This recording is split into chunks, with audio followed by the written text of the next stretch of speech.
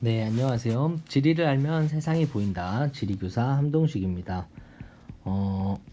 이제 3단원에 해당하는 부분을 정리를 할 거예요. 바로 여기인데요. 여기는 진짜 너무너무 중요한 단원입니다. 수능 시험에도 많이 나오고 이제 학교 내신 시험에서도 가장 많이 나오는 단원이니만큼 정말 잘 정리해 두시길 바래요. 바로 우리나라의 에너지 자원입니다. 자, 우선 에너지 자원이라는 것이 뭔지 먼저 정리를 해야 할 것 같아요. 에너지 자원이라는 것은 간단하게 이야기해서 에너지로 이용할 수 있는 아이들을 이야기합니다. 가장 대표적인 아이들이 화석연료인데요. 우리 예전에 한번 정리한 적이 있는데 화석연료는 크게 세 가지로 구분이 되죠. 석탄, 석유, 그리고 천연가스. 이런 것들이 대표적인 화석연료가 되겠습니다. 자, 그래서 하나씩 정리하면서 갑시다. 첫 번째는 석탄입니다. 자, 석탄은요, 이 얼마나 탄화되느냐에 따라서 갈탄, 역청탄, 무연탄 등으로 나뉘는데요. 자, 이쪽으로 갈수록 더 많이 탄화된 거라고 생각하시면 됩니다. 자, 그러면 하나씩 보겠습니다. 첫 번째는 갈탄입니다. 갈탄은 탄화도가 제일 낮아요. 그래서 열량도 가장 낮습니다. 얘는 주로 신생대 지층, 우리 예전에 공부했던 지체 구조 중에서 두만지괴, 길주, 명천지괴 이런 쪽에 있고요. 열이 뜨겁지 않다 보니까 석탄을 녹이는 석탄의 액화공업에 주로 사용이 됩니다. 자, 다음 두 번째는 역청탄입니다. 얘가 가장 중요한 석탄이에요. 중생대 지층에 주로 분포하고요. 열 효율이 가장 좋습니다. 이 부분 때문에 오늘날 가장 가치 있는 석탄인데요. 제철공업이나 발전용, 화력 발전을 하는 데 있어서 이 역청탄이 많이 쓰입니다. 우리나라에서는 거의 없기 때문에 오스트레일리아나 인도네시아에서 주로 수입해서 사용합니다. 자, 우리나라 석탄 많이 있는데요 라고 할 때 그 석탄이 바로 무연탄입니다. 고생대 평안계 지층에 주로 분포하고 있습니다. 고생대 평안계 지층 하면 혹시 이거 예전에 기억할 수 있을까? 고생대 평안계 말고 조선계 지층에는 어떤 광물이 많이 나와요? 석회석이 많이 났었죠. 네, 그래서 고생대도 마찬가지로 이 조선계는 석회석, 평안계는 무연탄이 되겠습니다. 자, 무연탄은 우리나라에서 많이 생산되고 있어요. 그래서 과거에 가정용 난방에너지로 많이 사용을 했습니다. 우리 어렸을 때 여러분 연탄 본 적 있어요? 이 연탄이 쉽게 얘기하면 무연탄입니다. 하지만 오늘날에는 이 석탄 산업 합리화 정책이라는 것으로 인해서 탄광의 대부분이 폐광되고 말았습니다. 석탄 산업 합리화 정책이라는 것은 우리나라에서 채산성이 떨어지는 탄광들을 폐광시킨 정책을 이야기하는데요. 이때 이후로 굉장히 많은 지역 변화가 생겼어요. 여러분이 알고 있는 정선이라든지 영월이라든지 태백 같은 곳에 인구가 급감하게 된 것이 이 석탄산업 합리화 정책입니다. 자, 이렇게 해서 석탄에 대한 내용을 정리를 했습니다. 다음 두 번째, 석유로 갑시다. 자, 석유는 명실상부한 오늘날 가장 중요한 자원입니다. 주로 화학공업, 석유화학 산업을 하는데 원료로 많이 사용하고요. 그리고 수송용 연료, 가솔린, 디젤 이런 거 들어보셨죠? 수송용 연료로 많이 사용을 합니다.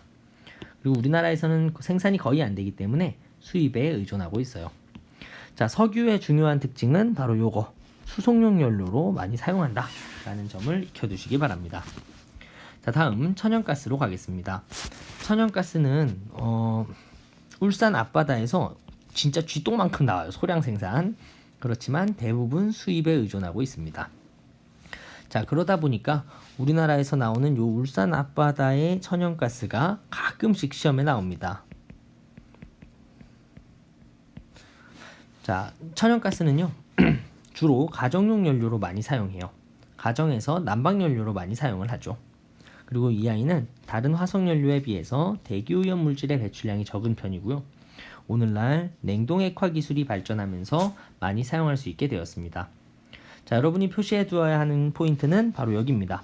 천연가스는 가정용 연료로 많이 쓴다는 거, 그리고 대기오염 물질의 배출량이 적다는 거, 그리고 냉동 액화 기술의 발전으로 소비량이 증가했다는 것입니다. 자, 그럼 이게 무슨 말일까? 냉동 액화. 천연가스는 말 그대로 기체 상태잖아요. 기체 상태에서는 수송이 아주 어렵습니다. 왜냐하면 부피도 크고 잘 눈에 보이지가 않거든요. 근데 이 아이를 얼려가지고 물로 만든 기술, 이거 이후로 천연가스가 굉장히 힙해졌거든요. 그래서 이 천연가스는 냉동액화 기술이 중요한 포인트가 되겠습니다. 자, 그러면 이런 형태로 문제가 나왔을 때 우리가 정리할 수 있는지를 한번 보겠습니다. 자, 첫 번째, 가나다는 각각 에너지 자원, 화석연료 중에 하나예요. 이 중에 각각 무엇일까? 라고 묻는 건데요. 자, 우선 첫 번째 동그라미를 봅시다.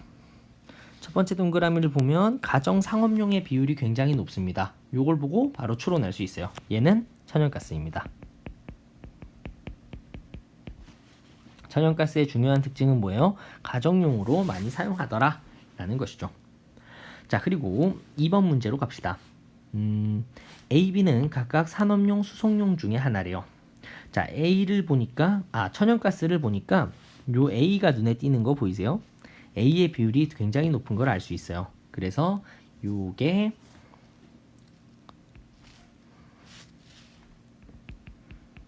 산업용이 되겠습니다. 자, 얘네들이 산업용이 되고 나면 남아있는 애가 B가 뭐가 되겠어요? 수송용이 되겠죠.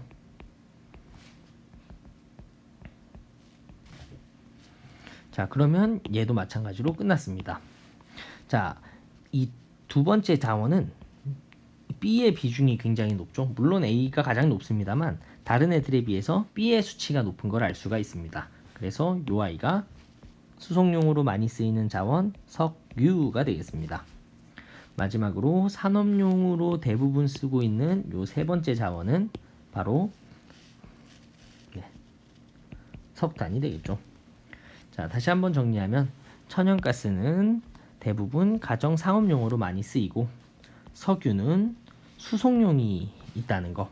당연히 산업용으로도 많이 쓰입니다. 왜냐하면 나중에 배우겠지만 석유화학공업에 있어서 가장 필수적인 원료거든요. 그리고 세 번째 석탄은 산업용, 제철공업이나 화력발전이나 등등에 많이 사용한다 라고 정리하시면 되겠습니다. 자, 다음에 우리 에너지 자원의 소비 구조에 대한 내용인데요. 자, 이 내용은 별표를 좀 쳐주세요. 얘가 수능에 가장 많이 나오는 수능 기본 형태입니다.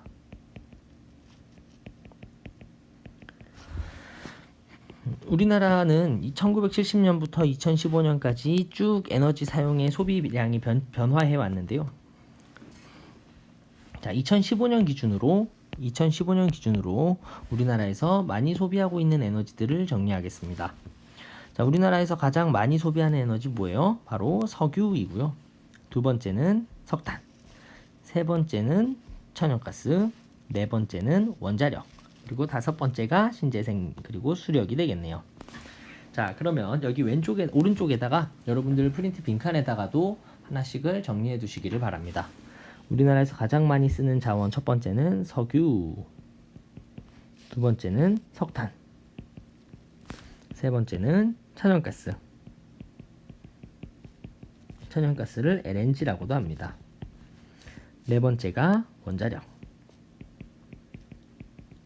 다섯 번째가 신재생, 여섯 번째가 수력이 되겠습니다.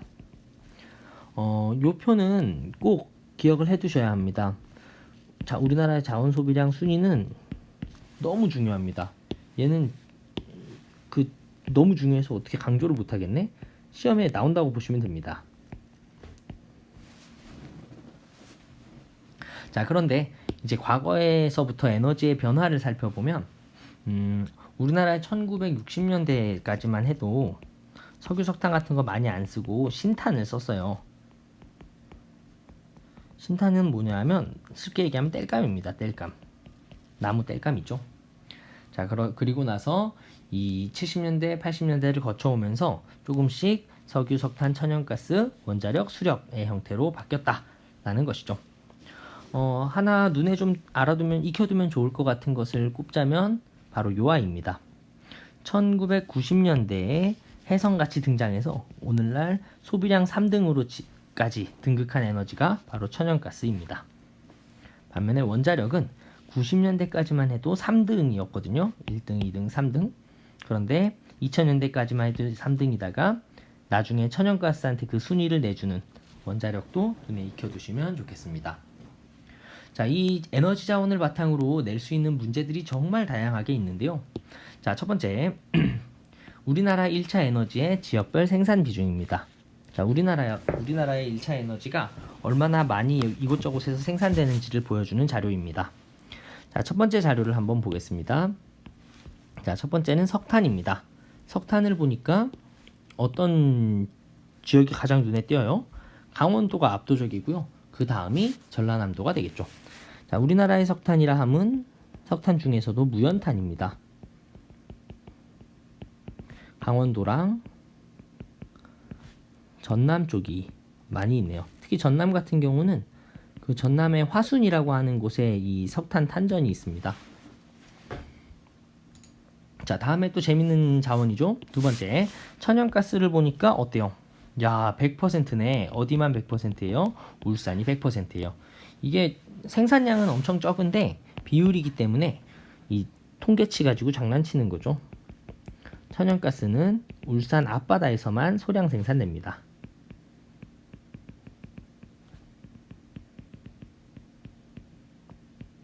자, 다음 세 번째, 수력을 보겠습니다. 자, 수력을 보니까 얘는 어때요? 지역들이 되게 고르게 있는 걸 알 수 있는데요. 비율이 높은 애들을 먼저 보면 부산, 경북, 전북, 강원, 경기 이런 아이들이 있어요. 자, 쉽게 얘기하면 수력은요. 수력 발전의 특성상 대하천이 있는 곳에서 잘 나타납니다. 한국지리에서 공부하는 대하천이라고 하면 한강수계나 혹은 낙동강수계 같은 것들이 있어요. 이 한강에 해당하는 것이 경기, 강원 이런 아이들이 될 거고, 낙동강에 해당하는 게 경북이나 부산 같은 아이들이 되겠죠. 자, 다음 네 번째로 원자력입니다. 원자력은 별표를 좀 쳐주겠습니다. 원자력 보니까 어디가 비율이 높아요? 경북하고 전남하고 부산 이렇게 세 개가 있는데요. 원자력은 원자력 발전소가 있는 곳을 바탕으로 생산을 할 수가 있기 때문에 지역적으로 아주 제한되어 있습니다. 자, 원자력 발전소가 위치해 있는 곳을 하나씩 정리해 드릴게요. 첫 번째는 경상북도. 경상북도의 울진에 가면 원자력 발전소 있습니다. 그리고 경주에 가도 원자력 발전소가 있어요. 자, 다음에 부산에 고리 원자력 발전소라는 곳이 있고요. 그리고 전라남도 영광에 원자력 발전소가 있습니다. 아직 시험에는 나오지 않았지만 오늘날에는 울산에도 그 신고리 원전이라고 하는 것이 가동을 시작해가지고 앞으로는 전력을 생산할 예정이에요. 자, 요 원자력 발전소의 위치는 눈에 꼭 익혀두시기 바랍니다. 울진, 경주, 부산, 영광, 그리고 울산입니다.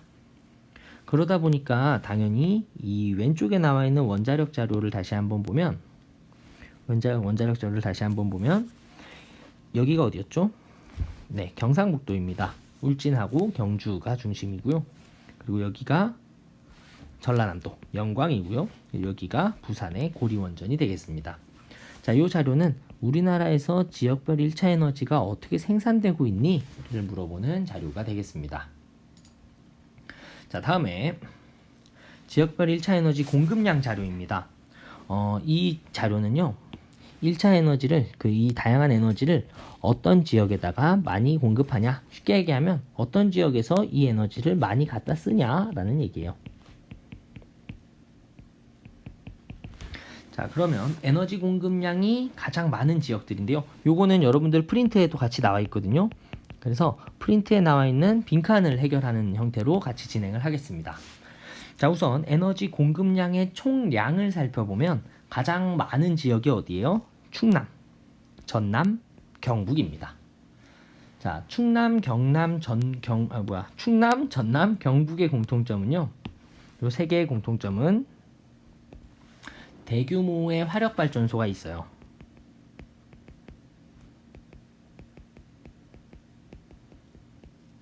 더불어 이제 중화학 공업이 많이 발달한 곳입니다. 자, 그래서 여기에 있는 부분은 조금 떼서 정리를 좀 해둬야겠다. 자, 충청남도에 있는 대표적인 중화학공업들을 소개합니다. 중화학공업. 나중에 한 번 더 나올 거예요. 자, 첫 번째로 당진이라고 하는 곳에 제철소가 있습니다. 제철소 규모가 엄청 크죠. 자, 그리고 뭐 보령이나 태안, 당진 이쪽에는 대규모 화력발전소가 있습니다. 우리나라 최대 규모의 화력발전소가 여기 충청남도에 있어요. 그리고 이제 서산이라는 곳에 가면 석유화학단지가 있습니다. 자, 다음 두 번째가 어디였지? 전라남도인데요. 전라남도에서는 여수에 그 여수 밤바다 말고 여수에 석유화학 단지가 있고요. 그리고 광양이라고 하는 곳에 제철소가 있고요. 그리고 우리 아까 얘기했던 영광에 뭐 있더라? 굴비 말고 원자력 발전소가 있습니다. 그리고 세 번째로 경상북도도 공업단지가 굉장히 많이 있는데요. 우리 아까 얘기했던 원자력 발전소들이 어디 있더라? 울진하고 경주에 원자력 발전소가 있고요. 그리고 제철소 하면 가장 유명한 곳 바로 포항에 포항제철소가 경상북도에 있습니다. 그리고 이제 요 정도 내용들이 충남, 전남, 경북을 중심으로 하는 대규모의 에너지 공급량하고 밀접한 관련이 있습니다. 자, 그러면 다음에 두 번째로 이 내용들을 하나씩 살펴보면요.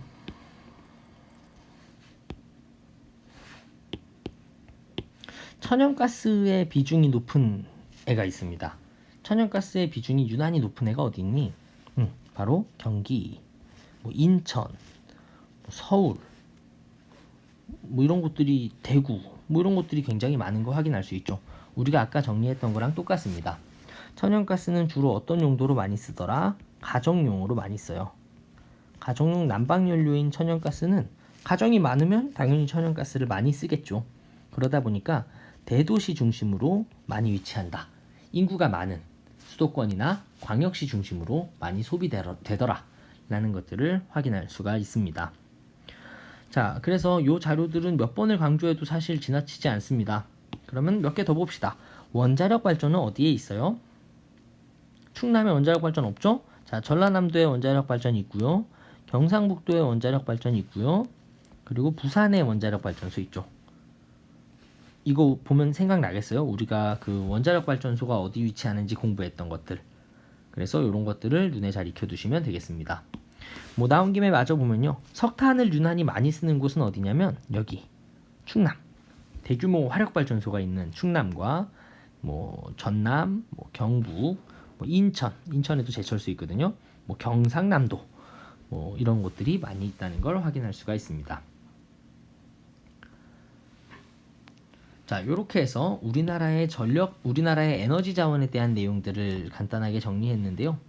여기 파트는 역시 몇 번을 강조해도 지나치지 않습니다. 자, 그래서 우리나라의 에너지 자원, 오늘 배웠던 것 중에서 가장 기본이 되는 걸 하나 꼽으라면 우리나라의 1차 에너지 소비량 순위는 기억을 해두셔야 할 것 같아요. 자, 우리나라에서 가장 많이 쓰는 자원 뭐예요? 바로 석유입니다. 석유는 어떤 용도로 많이 쓰더라? 그렇죠. 수송용이랑 산업용으로 많이 사용하고요. 자, 다음 두 번째로 많이 쓰는 것은 석탄. 석탄의 대부분은 산업용으로 많이 씁니다. 석탄은 탄화 정도에 따라서 갈탄, 역청탄, 무연탄 이렇게 나뉜다는 거. 그리고 세 번째가 천연가스. 얘는 상대적으로 대기오염 물질 배출량이 적고요. 그리고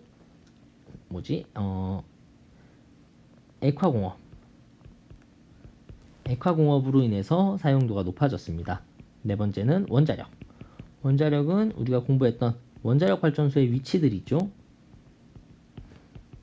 요것들을 잘 익혀두시길 바라고, 다섯 번째 뭐 신재생과 이제 여섯 번째 수력은 이제 다음 시간에 또 이야기를 하게 될 겁니다. 자, 요 정도 내용을 하고 우리나라의 에너지 자원은 여러분들이 꼭 한번 다시 정리하시길 바랍니다. 다음 시간에는 우리나라의 전력 자원에 대한 이야기를 하도록 하겠습니다. 자, 수고하셨습니다.